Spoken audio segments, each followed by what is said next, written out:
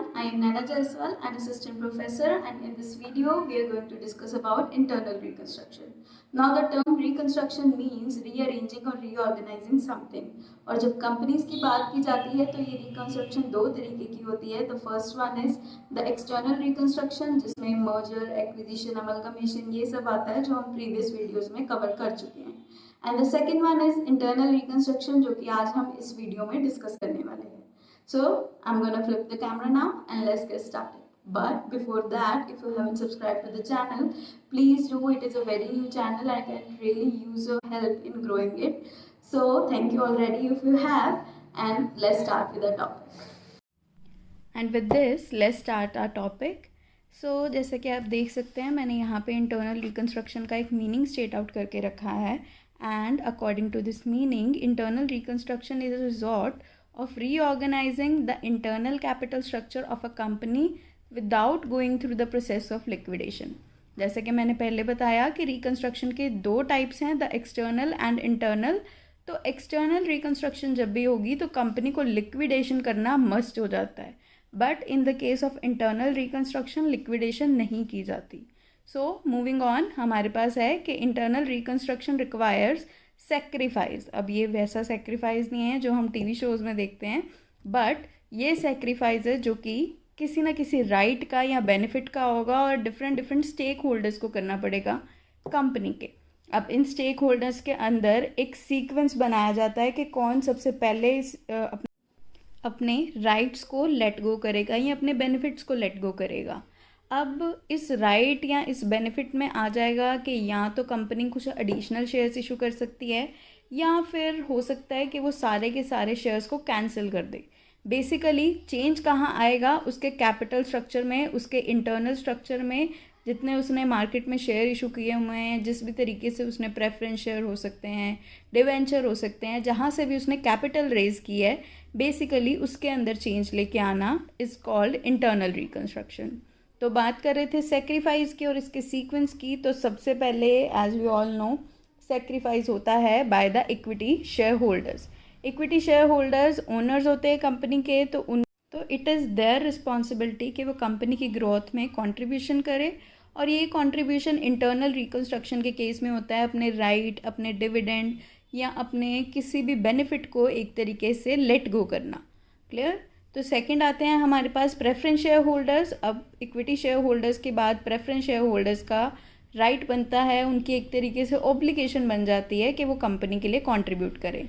अब preference share holders को भी अपने कुछ राइट्स को लेट गो करना है, तो वो हो सकता है कि डिविडेंड की फॉर्म में हो सकता है कि वो रेट ऑफ डिविडेंड की फॉर्म में हो सकता है कि वो कैटेगरी ऑफ प्रेफरेंस शेयर के फॉर्म में हो, because as we all know के प्रेफरेंस शेयर्स की बहुत सारी कैटेगरीज होती हैं, like the cumulative, non cumulative and many more. Then comes the unsecured creditor. Unsecured creditor वो हैं जिनके अगेंस्ट कंपनी के अंदर कोई भी सिक्योरिटी प्रेजेंट नहीं है और उनका जो क्लेम है कंपनी पे वो किसी भी तरीके से सिक्योर्ड नहीं है. तो अगर लेट गो करने की बात आती है, सेक्रीफाइस करने की बात आती है, तो unsecured creditor partially secured creditor से पहले आते हैं. Now the secured creditor, the fully secured creditor will not be affected by the internal reconstruction, क्योंकि उनका क्लेम किसी ना किसी तरीके से सिक्योर्ड है, किसी ना किसी तरीके से उन्हें पैसा मिल जाएगा. बट पार्शली सिक्योर्ड क्रेडिटर का जो पोर्शन सिक्योर्ड नहीं है उसके अंदर इफ़ेक्ट पड़ सकता है ड्यू टू इंटरनल रिकन्स्ट्रक्शन, और कंपनी उनको भी बोल सकती है कि वो अपने राइट्स को लेट गो करें. क्लियर. तो ये तो हो गया हमारे पास basic meaning of internal reconstruction के कंपनी के फाइनेंशियल स्ट्रक्चर या कैपिटल स्ट्रक्चर के अंदर चेंज लेके आना is called internal reconstruction. That can involve additional shares को इशू करना या cancellation of existing shares. Clear.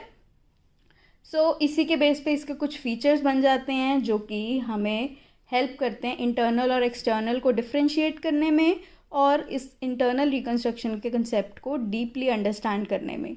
The first one is no new companies formulated. जैसे कि हम एक्सटर्नल के केस में करते हैं अमलगामेशन, मर्जर, एक्विजिशन, कोई ना कोई न्यू कंपनी फॉर्मुलेट की जाती है, बट इंटरनल रिकन्स्ट्रक्शन में एग्जिस्टिंग कंपनी में ही चेंजेस लेके आए जाते हैं. Then the balance sheet shows and reduced with the name of company. जब कंपनी की बैलेंस शीट बनेगी आफ्टर द रिकंस्ट्रक्शन, तो उसके बैलेंस शीट के अंदर नाम के साथ एंड रिड्यूस लगाना कंपल्सरी हो जाता है for the period that the court seeks is fit. Clear? तो अगर कंपनी का नाम था ABC लिमिटेड, तो इंटरनल रिकंस्ट्रक्शन के बाद उसका नाम हो जाएगा ABC and reduced limited. Clear? Then आता है approval of court becomes a must, because हमें पता है कि कंपनी लॉ के अकॉर्डिंग कंपनी की कैपिटल को रिड्यूस करना अलाउड नहीं है, बिकॉज कंपनी की capital, share capital, debenture holders के लिए और क्रेडिटर्स के लिए एज ए सिक्योरिटी एक्ट करती है। तो जब भी कंपनी अपनी इंटरनल रिकंस्ट्रक्शन करती है और उसके अंडर वो अपनी कैपिटल को रिड्यूस कर रही है, तो उसको कोर्ट की अप्रूवल लेना बहुत ही ज़रूरी बन जाता है। Even this becomes the first step, very first step when the company seeks to reduce its capital. Clear? Then the next point is no transfer of assets and liabilities. हमने amalgamation वाली videos में किया कि जब भी amalgamation की जाती है तो उसकी कंपनी की, एग्जिस्टिंग कंपनी की assets and liabilities new company को ट्रांसफ़र कर दी जाती है। बट इंटरनल रिकंस्ट्रक्शन के अंदर कोई और कंपनी इन्वॉल्व नहीं है और कंपनी ही खुद ही अपने शेयर कैपिटल में चेंजेस कर रही है, तो obviously there will be no assets and liability का transfer, but there can be depreciation या फिर आप कह सकते हैं रिडक्शन इन वैल्यू। क्लियर? ये दोनों चीज़ें हो सकती हैं जो कि हम आगे उसकी ट्रीटमेंट किस तरीके से करनी है वो हम करेंगे। बट फॉर नाउ ये आपके इंटरनल रिकंस्ट्रक्शन का बेसिक कंसेप्ट बन जाता है। तो इंटरनल रिकंस्ट्रक्शन के मेथड्स हम करेंगे नेक्स्ट वीडियो में। अगर आपको ये वीडियो अच्छी लगी हो तो please leave a like and subscribe to the channel. जैसे मैंने पहले भी बोला कि बहुत ही न्यू चैनल है and I can really use your help in growing it.